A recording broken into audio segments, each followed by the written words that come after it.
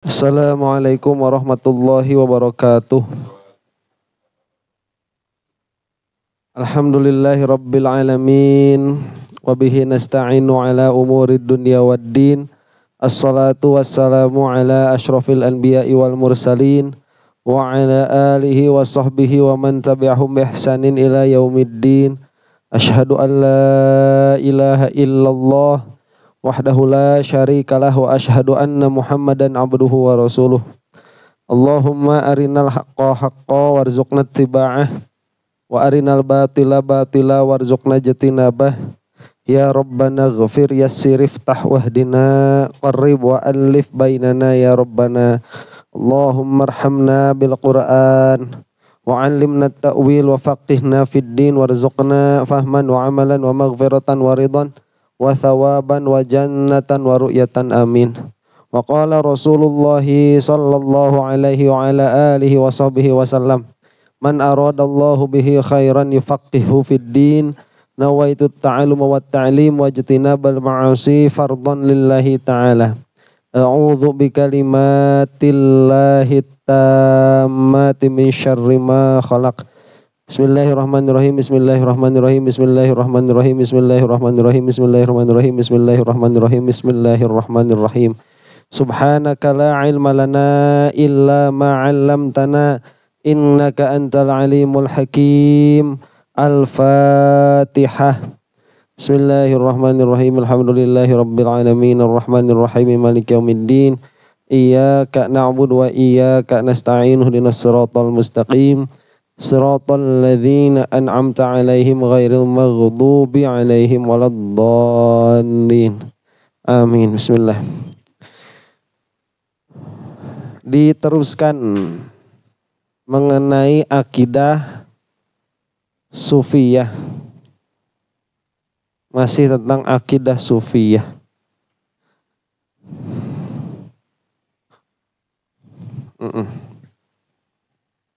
Wasa'ala Ibnu Syahin al-Junaida an makna ma'a faqala ma'a ala maknayain.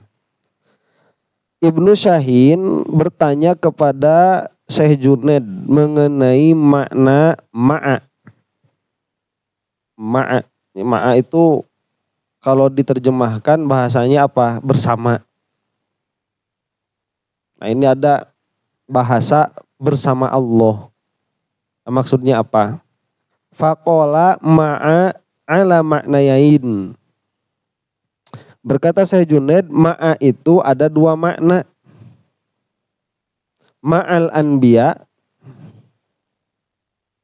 yaitu beserta para nabi, bin nasri wal kilaati, yaitu dengan pertolongan dan perlindungan. Qala Allah subhanahu, berkata Allah subhanahu wa ta'ala, innani ma'akuma asma'u wa ara. Sesungguhnya aku, kata Allah, beserta kalian berdua. Aku mendengar dan aku melihat.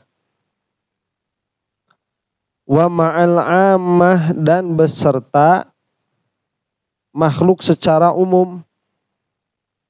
Yaitu bila ilmi wal ihatoti, yaitu dengan ilmu dan meliputi.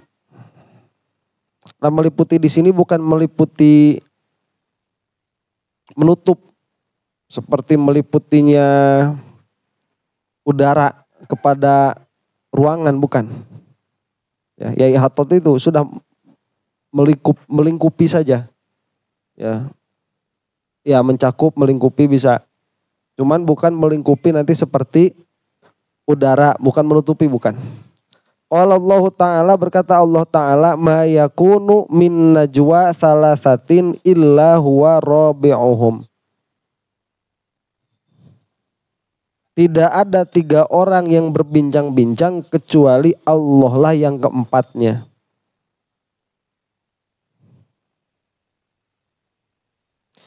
Faqala Ibnu Syahin, maka berkata Ibnu Syahin kepada Syekh Junaid itu, mithluka yasluhu ayyakuna dalan lil ummati 'ala Allah. Lil ummati 'ala Allah. Orang sepertimu itu sudah pantas menunjukkan umat kepada Allah. Nah,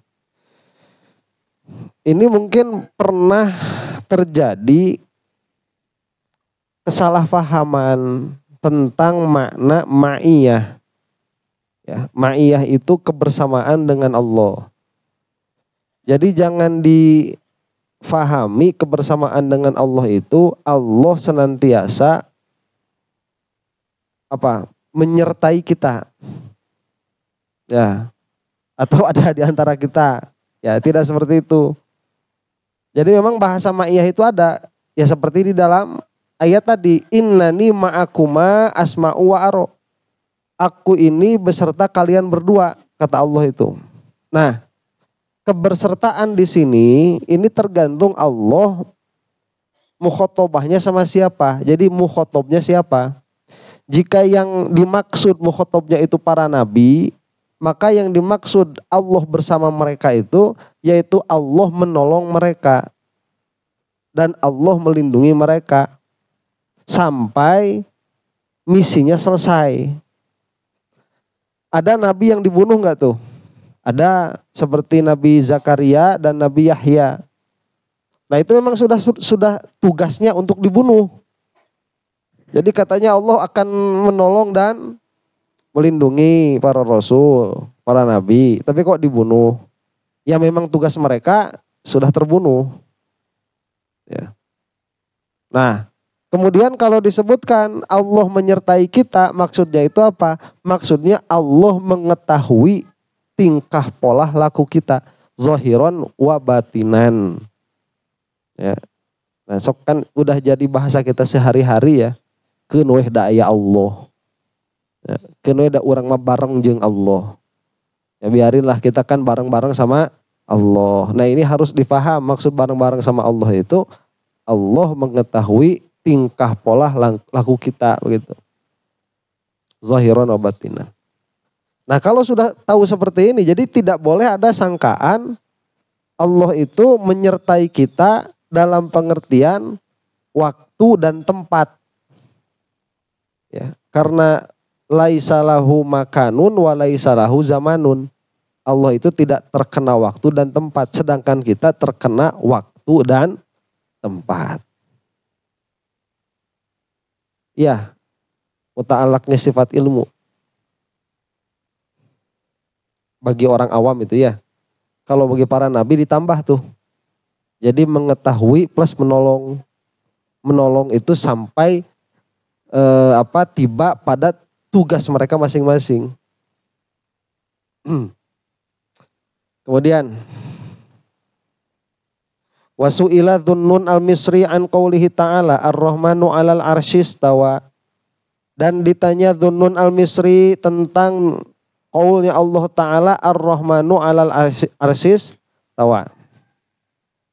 Ini kan ayat yang suka dijadikan dalil Wahabiyah, Wahaboys dan Wahagirls.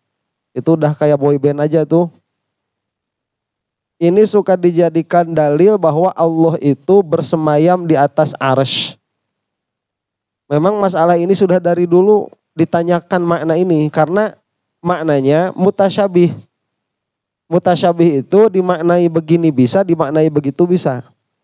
Jadi dimaknai zahir bisa, dimaknai batin bisa. Dari dulu memang yang namanya bahasa seperti itu. Jadi bahasa itu dia tidak bisa diterjemahkan kemudian dimaknai sebagaimana kita ingin memaknai. Ada di dalam bahasa Inggris itu istilah. Bahasanya itu give me your hand atau lend me a hand. Ya, give me your hand itu kalau kamu ngasih tangan itu salah paham. Kan bahasa Indonesianya give me your hand itu kasihlah tanganmu untukku. Terus kita malah ngasih tangan. Nah itu bukan. Jadi kalau give me your hand itu mau diterjemahkan ke dalam bahasa Indonesia supaya orang paham itu terjemahannya apa? Aku minta tolong. Jadi berikan aku pertolongan. Ya, kita lagi bawa nih lagi bawa kasur, ya, gede kasurnya. Kayak gitu keberatan kita itu. Ya duh, berat ya. Terus kita si bule nih yang lagi angkat kasurnya ngomong, "Give me your hand" atau "lend me a hand." Nah, kita malah ngasih nih. Nah, itu bodoh. Ya, jadi kalau kita mau memahami siak bahasa tertentu, kita harus mengetahui apa bahasanya, idiom itu ya, bukan idiom apa? Istilah-istilah yang dipakai di dalam bahasa itu. Nah, tapi memang kan bahasa "give me your hand" kalau diterjemahkan ke dalam bahasa Indonesia zohiron bisa.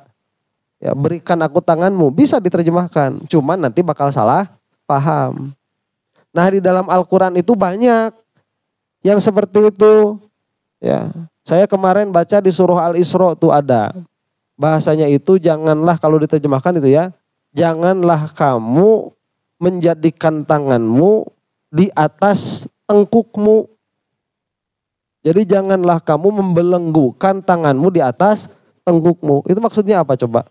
Itu larangan dari Allah loh. Masa kita nggak boleh kayak gini? Apa maksudnya coba? Nggak tahu kan?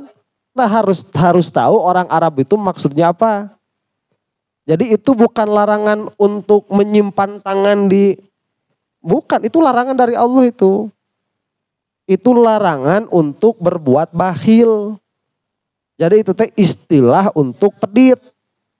Ya, orang yang bakhil itu diistilahkan seperti orang yang membelenggukan tangannya kepada pundaknya. Kenapa? Karena dia tidak menjulurkan tangannya begitu. Nah ini di dalam Al-Quran banyak. Termasuk di dalamnya itu Ar-Rahmanu 'alal arsyis tawa. Nah, ditanya Dhunnun al-Misri, coba ini yang berkata orang Arab, yang bertanya orang Arab, yang ditanya berbahasa Arab, yang ditanyakan Al-Qur'an dengan bahasa Arab, dijelaskan dengan bahasa Arab. Jadi terlalu jauh kalau ayat ini nanti diterjemahkan kepada bahasa Indonesia, kemudian diambil mentah-mentah makna zahirnya. Itu orang sudah malas mencari makna itu. Bilangnya ini dari Quran, ini dari hadis. Loh, lafaz Ar-Rahmanu 'alal arsyis tawa semuanya juga tahu itu dari Al-Quran. Cuman faham kamu menjadikan ini dalil bahwa Allah bersemayam di arsy, itu sudah pengambilan kesimpulan yang salah. Makanya bertanya dulu ya sama orang yang paham. Faqala, maka berkata siapa Dhunnun al-Misri, athbata dzatahu, Allah menetapkan zatnya, wa nafa makanahu, dan menafikan tempatnya.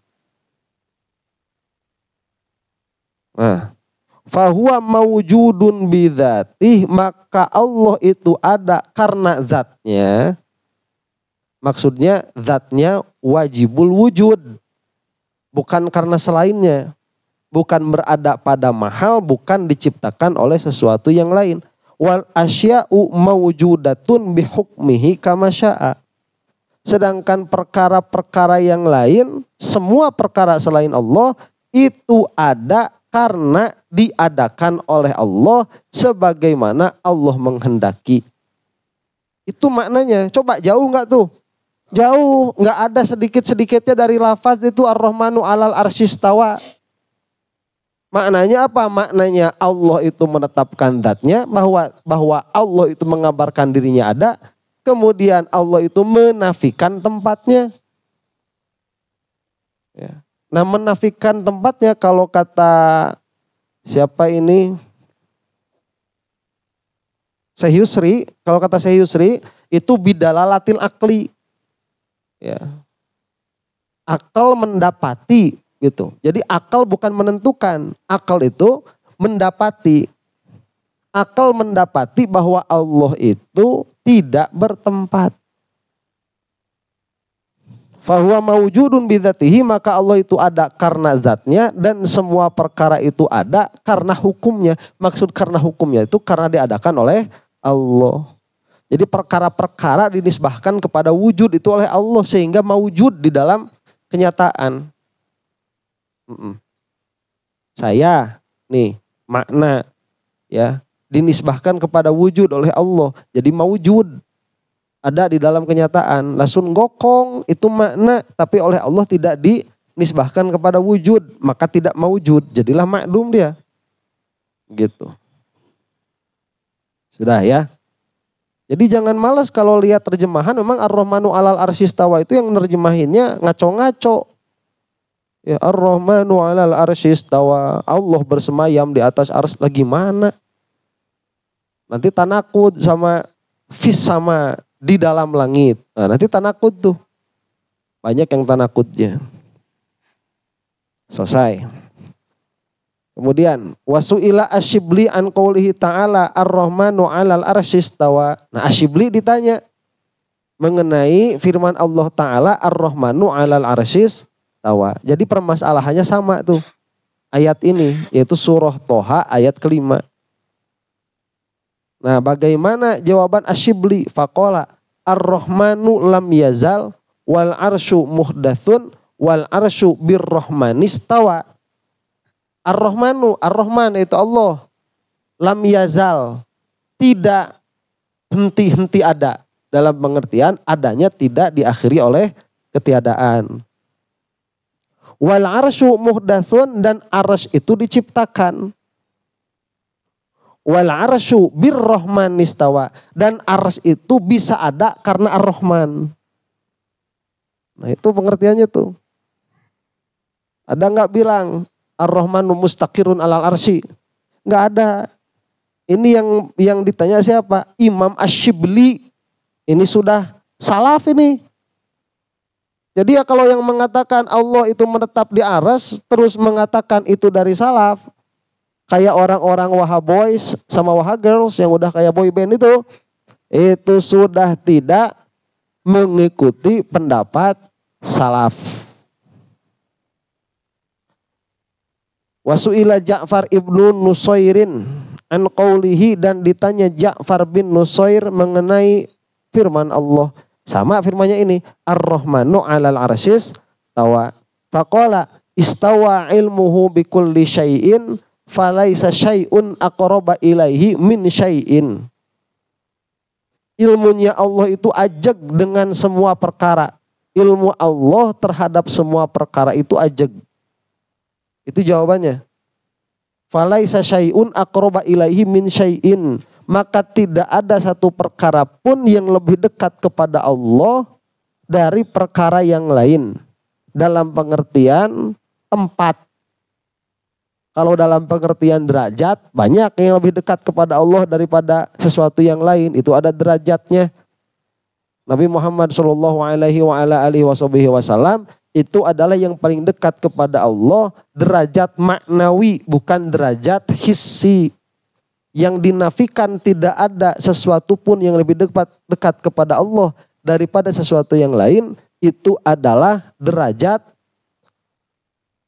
hissi, bukan derajat maknawi. Jadi orang yang di atas Zamzam Tower itu tidak lebih dekat kepada Allah daripada yang di depan Ka'bah. Tidak lebih dekat. Kalau nanti misalkan Masjidil Haram itu sudah terlalu luas ke pinggir, mau luasin lagi, terus bikin bunker ke bawah, bikin basement. Nah, orang yang di bawah lantai Masjidil Haram itu tidak lebih jauh kepada Allah daripada yang di atas. Nggak ada tuh. Makanah di dalam pengertian tempat, tidak ada yang lebih dekat kepada Allah, tidak ada yang lebih jauh dari Allah. Nah, bagaimana maksudnya itu istawa ilmuhu bikulli syai'in? Bahwa ilmunya Allah itu ajeg kepada seluruh perkara. Maksudnya begini, kalau Allah sudah mengetahui sesuatu ini akan begitu, maka mustahil dia itu tidak begitu. Kalau Allah sudah tahu bahwa seseorang ini akan masuk neraka, mustahil dia itu masuk surga. Atau sebaliknya, jika Allah sudah tahu seseorang ini masuk surga, mustahil dia itu masuk neraka. Nah, itu pengertian Ar-Rahmanu 'alal arsy istawa itu. Ada nggak yang mengartikan Allah di atas? Nggak ada. Allah di arsy? Nggak ada. Nah itu ya. Jadi ini sudah siapa? Asyibli. Al-Imam Asyibli dan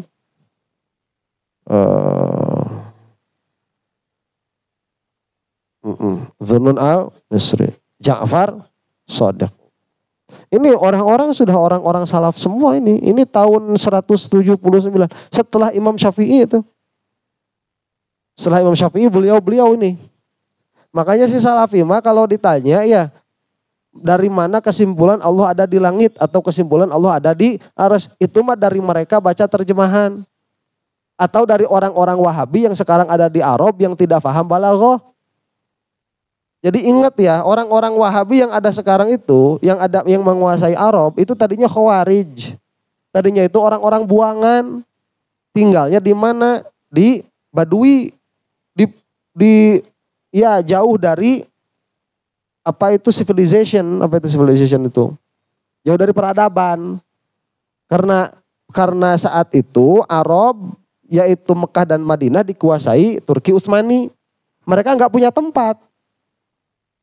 Uyut-uyut kita itu kalau dulu sholat di Masjidil Haram itu yang jadi imam orang Indonesia, orang Sunda, orang Banten itu Syekh Nawawi Al-Bantani yang jadi imamnya. Kalau dulu itu ya imam sholat, ya imam di dalam ilmu. Jadi mereka itu bukan cuman enak di dalam bacaan sholat, tapi ilmunya juga tinggi, diakui. Kalau sekarang mah udah beda, imam Masjidil Haram sudah bukan mufti di Arab itu. Ya imam, ya mufti. Ya, sudah beda. Nah, jadi kemana tuh si Saud? Dulunya itu sama si Muhammad bin Abdul Wahab. Mereka itu Khawarij. Tinggalnya itu di pedalaman-pedalaman. Mengasingkan diri dari pemerintahan. Karena mereka dari dulu udah kayak gitu, Mujasimah. Lah kemudian datang Inggris, kasih mereka bantuan. Ya, akhirnya ya qadarullah mengkudeta Mekah dan Madinah. Itu terjadi beberapa kali peperangan itu. Nah sekarang yang menguasai Arab siapa? Ya si Saud itu, makanya namanya Arab Saudi. Kalau kita baca kitab-kitab nggak ada bahasa Arab Saudi, nggak ada. Ya, Saudi Arabiyah nggak ada itu dinisbahkan kepada Saud. Karena memang itu mah baru dari namanya saja seharusnya orang itu sudah paham. Ini hasil pemberontakan, hasil pemerintahan yang tidak sah, hasil kudeta. Nah orang-orang mereka karena mereka itu tinggalnya di pedalaman-pedalaman jauh dari para ulama, mereka nggak paham gimana caranya ngambil istidlal dari Al-Quran dan hadis, nggak paham, ya. Nah kesininya mereka itu akhirnya cari-cari yang sepaham dengan mereka. Ternyata ada siapa? Ibnu Taimiyah. Ibnu Taimiyah itu memang sepaham dari dulu Mujasimah. Makanya dijadikanlah madhab akidahnya itu Ibnu Taimiyah. Padahal yang pertama kali membahas itu yang dekat-dekatnya siapa? Muhammad bin Abdul Wahab. Maka mereka itu sadarnya terputus. Terputus sadarnya itu. Kalau si Wahabi mah kalau ditanya misalkan mereka itu ya. Ditanya nih. Siapa ulamanya zaman sekarang? Masih bisa jawab. Syekh Sholih Fauzan bin Fauzan. Kalau di Indonesianya siapa? Di Indonesianya itu si Firanda. Ya. Si Firanda, si Badrussalam, si Zulkarnain As-Sunusi. Lah itu sekarang tuh. Ya coba tanya kemarin gimana? Udah ada yang mati. Si itu siapa? Jawaz, Abdul Qadir Jawaz. Coba sebelum ulamanya sebelum si Engkong Jawa siapa di Indonesia? Nggak ada. Dan memang dia misi pertama ke Indonesia itu si Jawas itu. Nggak ada. Kita mah ya sok tanya Indonesia mah sampai ke Wali Songo ada tuh.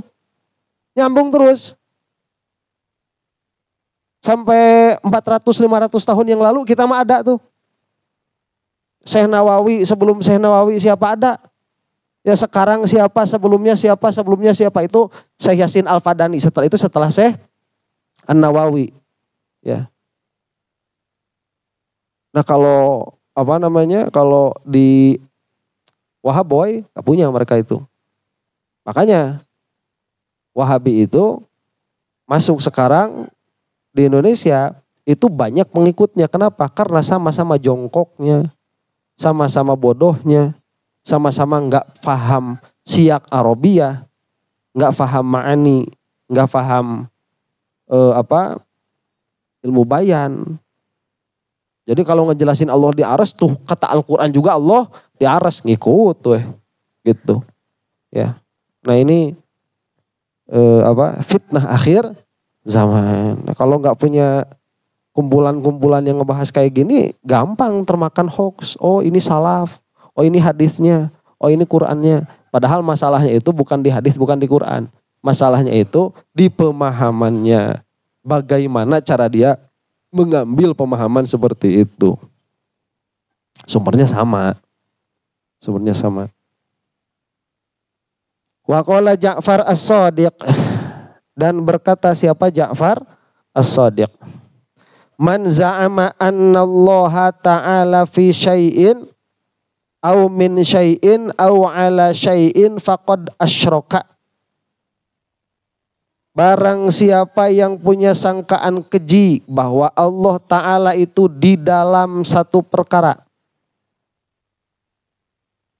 au min syai'in atau berasal dari satu perkara,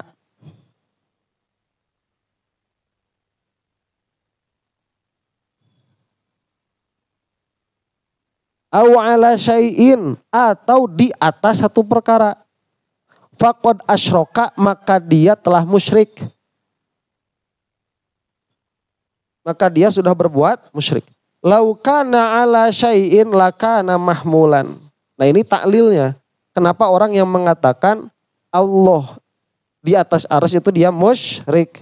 Karena jika Allah di atas sesuatu lakana mahmulan, berarti Allah itu ditanggung. Jadi ada yang menanggung Allah. Walau kana fi syai'in lakana mahsuron. Jika Allah di dalam satu perkara, maka Allah itu terbatas oleh bagian luarnya. Walau kana min syai'in lakana muhdatsan.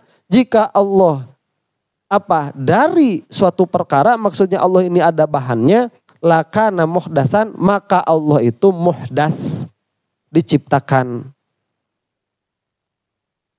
Nah ini sudah perkataan Ja'far As-Shadiq. Ja'far As-Shadiq itu muttafaqun ala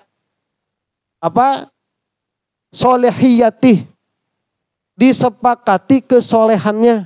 Tidak ada satupun firqah yang menyesatkan Syekh Ja'far As-Shadiq. Perkataan Syekh Ja'far As-Shadiq mengatakan bahwa barang siapa yang mengatakan Allah itu di dalam sesuatu atau dari sesuatu atau di atas sesuatu, maka dia sudah musyrik. Jadi kalau si Wahabi Salafi ini yang mengatakan Allah di atas arsy atau di atas langit, itu sudah dimusyrikan itu sama Syekh Ja'far As-Shadiq. Beliau itu salaf, lahirnya tahun 80 Hijriah. Kurang salaf apa ini? Sama Imam Syafi'i masih duluan beliau tuh. Masih duluan Syekh Ja'far As-Shadiq. Ini kurang salaf apa? Ini sudah akidahnya beliau. Jadi orang-orang yang ngaku-ngaku salaf tapi mengatakan Allah di arsy, tukang bohong, tukang wadul. Ya, bukan salaf. Jadi dia itu cuman dikasih brand doang. Bilang saja Allah di arsy, Yasinan bid'ah, muludan bid'ah, itu bid'ah, ini bid'ah, itu bid'ah, ini bid'ah, iya. Pakai stempel aja, manhaj salaf. Padahal jauh sekali dari salaf. Jauh sekali dari salaf itu. Loncat-loncat, sanadnya gak jelas, gak nyambung. Yang masih bisa tertipu sama salafi wahabi itu jelas mereka itu orang-orang yang jongkok. Ya, IQ-nya jongkok, paham sama bahasa Arab kagak, mau belajar enggak, maunya itu mereka sudah punya kebencian sama tahlilan, sudah punya kebencian sama yasinan, sudah enggak suka sama perkara-perkara yang mereka enggak paham, kemudian duduk satu majelis sama orang-orang yang sama-sama enggak pahamnya, diikutin, ya itu. Ya jadi cocok-cocokan begitu. Ya udah kumpulnya orang kayak gitu. Coba kalau belajarnya mau serius. Ya. Betah, makanya orang-orang yang baru hijrah itu masuknya ke mereka tuh. Ya, orang-orang yang mau pengen bener, yang wah udah ancur-ancuran hidupnya, kemudian mau tobat, masuknya mana? Salafi, Wahabi itu masuk pertamanya. Kalau kita memang agak susah ya, harus pesantren dulu, harus belajar alat dulu. Wah, belajar alatnya aja bisa sampai 14 tahun. Ya makanya kenapa orang-orang pesantrenan itu kalau dulu ya jarang yang hafiz Quran. Kalau dulu karena kita itu lebih mengedepankan cara memahami, bukan menghafal. Makanya lebih hafal alfiyah daripada hafal Quran. Alfiyah mah bolak-balik dihafal, Al-Quran mah kadang-kadangnya ina atoina we, jeung qul huwallahu ahad eta we. Geus kiai tingkat tinggi juga itu we. Bacaanana teh. Cuman kalau misalkan disuruh mensurohi Al-Quran, mensyarahi apa? Mensyarahi tafsir, lancar asal ada kitabna sok. Berebet. Ya. Orang zaman sekarang itu tahfiz Quran, kemudian mereka ngambil paham dari terjemahan Al-Quran. Makanya tatkala sudah hafal Quran itu seolah-olah mereka sudah jadi mujtahid. Oh ini mah hafal Quran, kamu mah enggak, kamu mah hafalnya alfiyah. Kamu kalau hafalnya cuman Quran udah jadi duduk di pinggir saya aja. Nanti saya butuh surah nih, Ali Imran ayat 14 coba bacakan. Cuman gitu aja udah. Ya jangan ngambil hukum apalagi tentang fikih. Ya, tinggal play aja, itu bisa diganti sama aplikasi. Ya, bukan berarti jelek apalagi Quran, enggak. Ngafalin Quran itu bagus. Yang hafal Quran itu mulia, cuman harus tahu tempat, harus tahu makom. Ada orang itu yang sibuk menghafalkan lafaz Al-Quran, ada yang sibuk memahami Al-Quran. Nah yang sibuk memahami Al-Quran ini, dia kalau enggak jenius amat, mau hafal Quran susah. Ya, hafal Quran susah. Karena harus dari awalnya itu yang dihafalin itu Jauhar Maknun, Sulamun Aurok, ya, Alfiyah, itu aja yang dihafalnya itu. Apalagi sampai hadis, jarang sekali. Kemudian, nah, mana tadi? Ini Ja'far As-Shadiq ya. Wa qala Ja'far As-Shadiq fi qoulihi ta'ala tsumma dana. Dan berkata Ja'far As-Shadiq fi qoulihi di dalam firman-Nya Allah Ta'ala tsumma dana. Nah, tsumma dana ini surah An-Najm ayat ke-8. Itu kalau diterjemahkan kemudian Allah mendekat. Ini bagaimana maksudnya Allah mendekat. Nah, kata Ja'far As-Shadiq radhiyallahu taala anhu, man tawahhama annahu bi nafsihi dana faqad ja'ala thamma masafatan. Barang siapa yang punya sangkaan bahwa Allah itu mendekat dengan zatnya, maka dia telah menjadikan adanya jarak dengan Allah.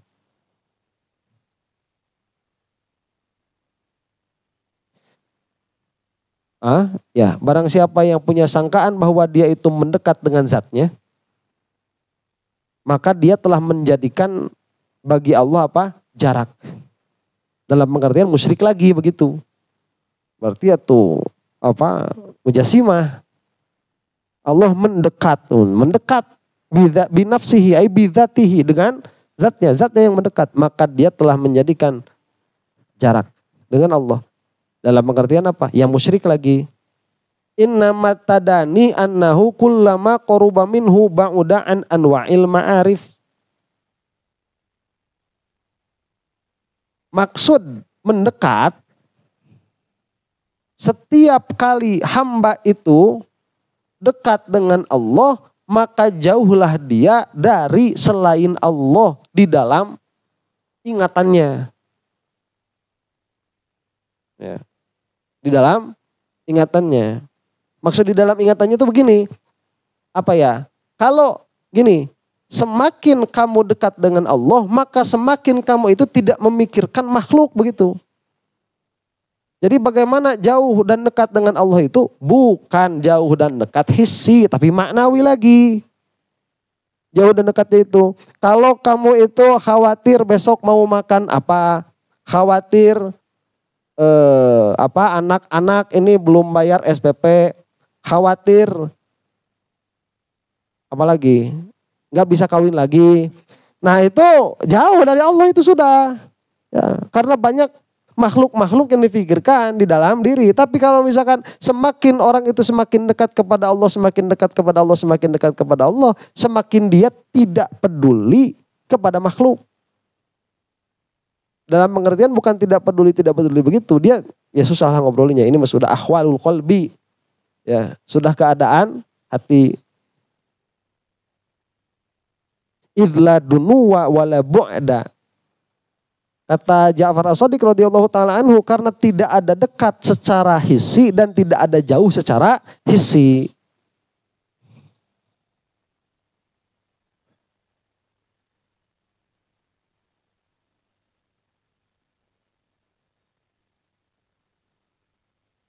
Sampai sini ada pertanyaan?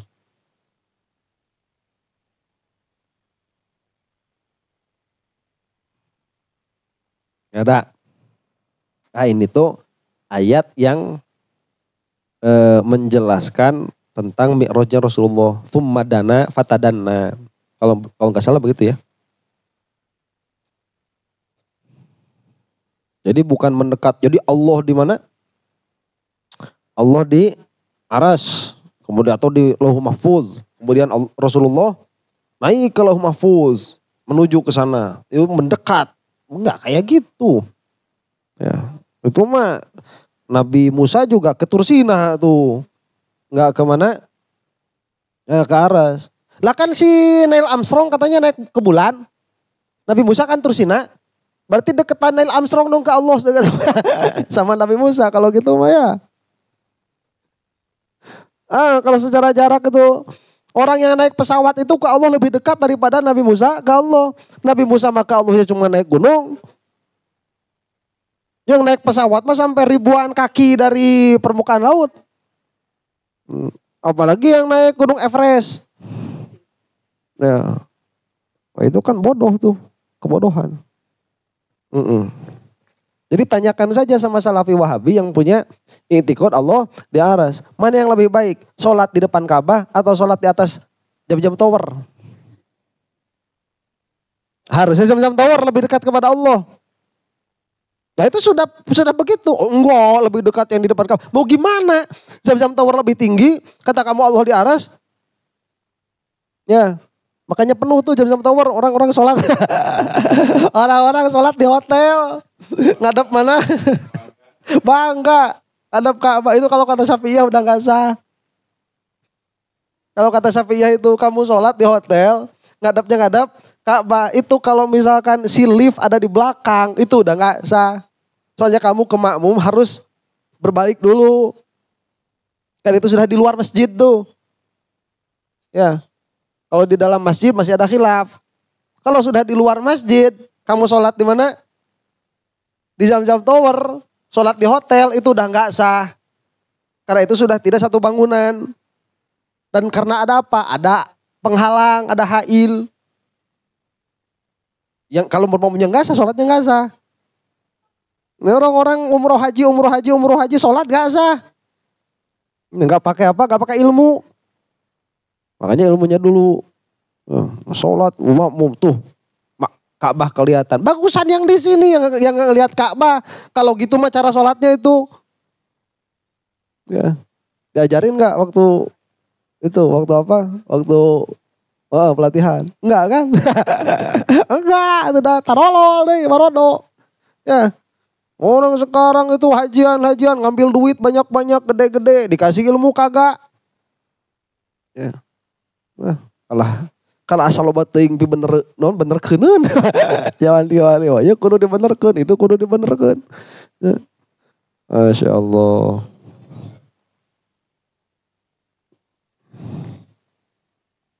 Sudah itu selesai. Ada pertanyaan? Gak ada ya? Oh enggak?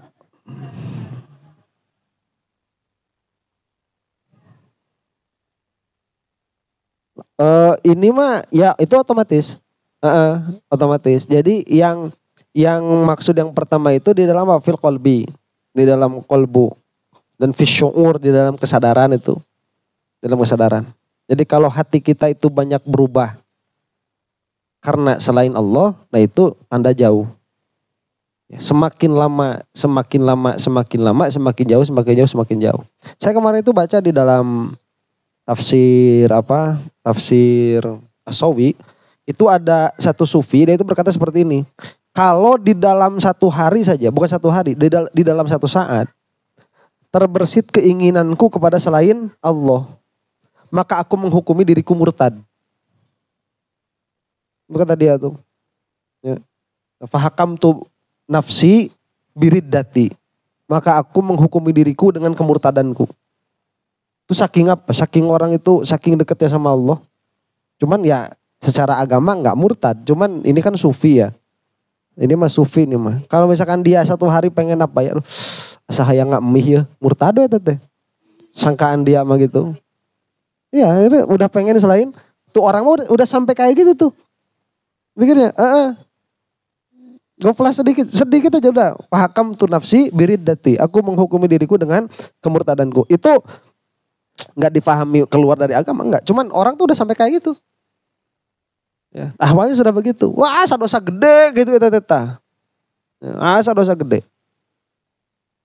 Makanya nanti kalau ibadah mah ya dia azim. Maka apa aja?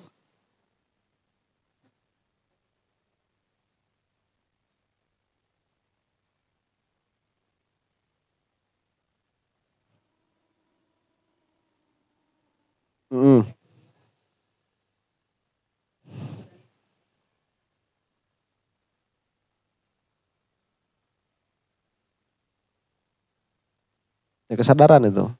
Kesadaran. Jadi begini, kalau saya Ja'far As-Shadiq itu, beliau itu lahirnya tahun 80. Ya, tahun 80 Hijriah. Malah tanggalnya jelas di sini mah. Tanggal 17 Rabiul Awal. Bukan yang di Garut ini mah. Ya, bukan saya Ja'far As-Shadiq yang di Garut.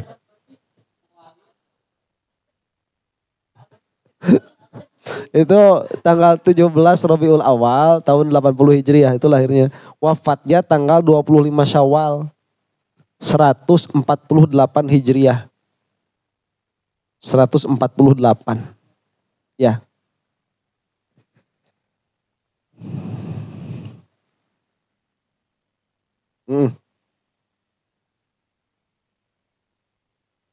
Salat.